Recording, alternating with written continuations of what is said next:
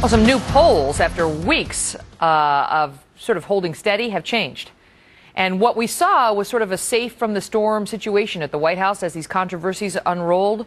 And now today we see something very different. The president indeed taking a hit in his approval and his trustworthiness rating as Americans want more answers.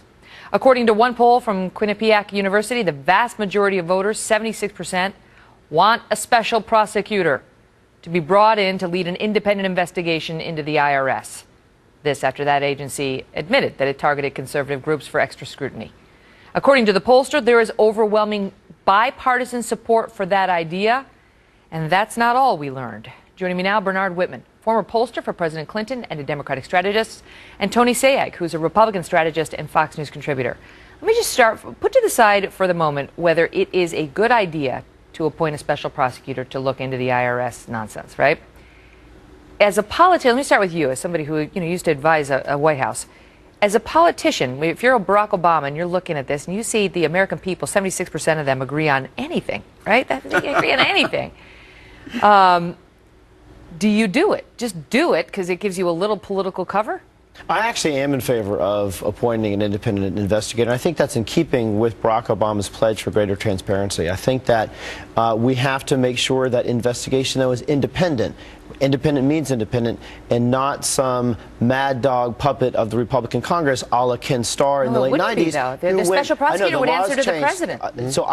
And because of that, I think it is the right thing to do to try to depoliticize this investigation and get to the answers. The American people have spoken very clearly that they want an independent investigation, but they also believe that the White House has not been involved in this. And if the White House has nothing to hide, which I don't think that they do, I think we're career bureaucrats trying to do their job. Let's investigate it and get to the bottom of it so it doesn't happen again. That's the thing. When you talk about, we mentioned this a while ago, and we're going to talk about it at Stirewalt coming up, but now it's up to 159 visits, I think. Douglas Shulman, the then IRS commissioner during the bulk of this nonsense at the IRS, visited the White House. Okay, so that leads people to say, well, it wasn't all about the Easter egg roll, Doug. No. What else were you talking about? And so it may have been nothing. It may have had nothing to do with the IRS targeting scandal, but the president's refusal to go the special prosecutor route and instead say Eric Holder's going to look into this. Eric Holder, whose favorability and trustworthiness has never been lower, leads people to say, why? What are you hiding? Embroiled in his own problems as well, who also probably needs to appoint a special prosecutor to look at what's happening at DOJ as far as the Rosen so look at me. warrant. So look at me. I have one investigating me, and I have one investigating the IRS. If the White House took Bernard's position, I would say that's something I admired. Yeah, let's have transparency. Let's have an independent assessment of what really happened at the IRS. But they haven't up until this point, and they still have tried to relegate the fact, as you point out, Megan, the IRS commissioner and the IRS still are in the executive branch. The commissioner went to the White House over 150 times. The Deputy Secretary of Treasury in June of last year was informed of the IG's investigation. The White House counsel, the White House chief of staff, all knew about it in March of this year.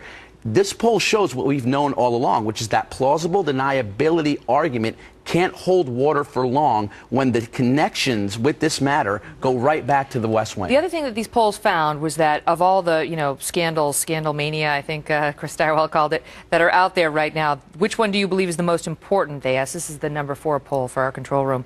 And by far, they said the IRS. 44% believe the IRS scandal is the most important. They put Benghazi at #2. 24% say that's the most important, and 15% say the AP. The DOJ spying on reporters is the most important scandal out there, most important in the nation.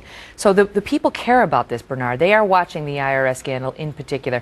What can the president do short of appointing a special prosecutor, which I note for the viewers, some of our Republican pundits and lawyers have come on and said, trust me, you don't need to go that route. That's just going to get everything. It's going to extend the process. It's going to put it in the hands of lawyers. Congress can do this investigation. Forget Eric Holder, what he does. Congress can do it. Your thoughts? I absolutely think that we do need a complete and transparent airing of the facts. And I think that ultimately what that will show is it was political profiling. And actually, I'm not opposed to political profiling, provided it's done. Provided it's done to the other side. No, please, let me finish. Provided it's done equally on both sides. Why? But it wasn't equally on both sides. Tony, hold on. There ought to be guidelines. There ought to be guidelines to this, and the point of the investigation should be understand what happened, how it happened, and set up rules so it doesn't happen again. But we're trying that. But let me ask you, because we're trying that. We are trying to get those answers. And what did we hear from Steve Miller? Huh? Who? I don't know. I don't know who it was. I can't name names. I looked into it. I forgot. I don't know. I mean, they're not naming the names. They're not helping us understand. Look, the last thing as a Democrat that I really want is a 6 to 9 month investigation that is going to serve as a distraction to really solving the true problems that 3/4 of the American people want solved, and that's the economy. But if the IRS, through the DOJ, cannot have a public airing of the facts with an understanding of why it happened, when it happened, who is responsible, and what are the guidelines to ensure it's done in a balanced way going forward, then we're going to have to go that way. Because just to show you, I'm going to let you respond, but 2 other polls. Do you approve or disapprove of the way the IRS is handling its job? 66% say disapprove. Of course, we could have gotten those same numbers before this scandal. Would you describe the situation with the IRS as a scandal or not? 53% say it is a scandal. And then when asked, do you think that the administration deliberately misled the American people about the situation with the IRS? 40% say they deliberately misled.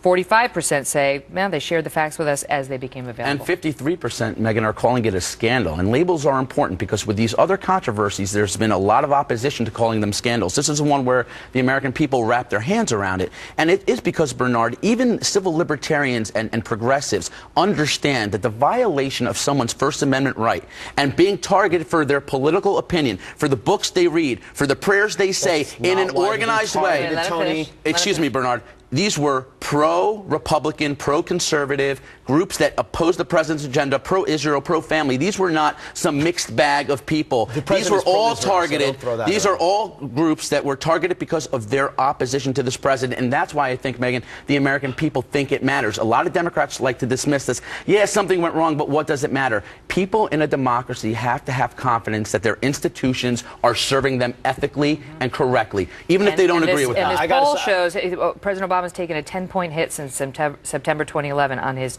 trustworthiness and his honesty. And so there is a question about whether, if he doesn't do more, he's going to wind up regretting it. I got to go. Thank you both so much. Thank you. Good to see you.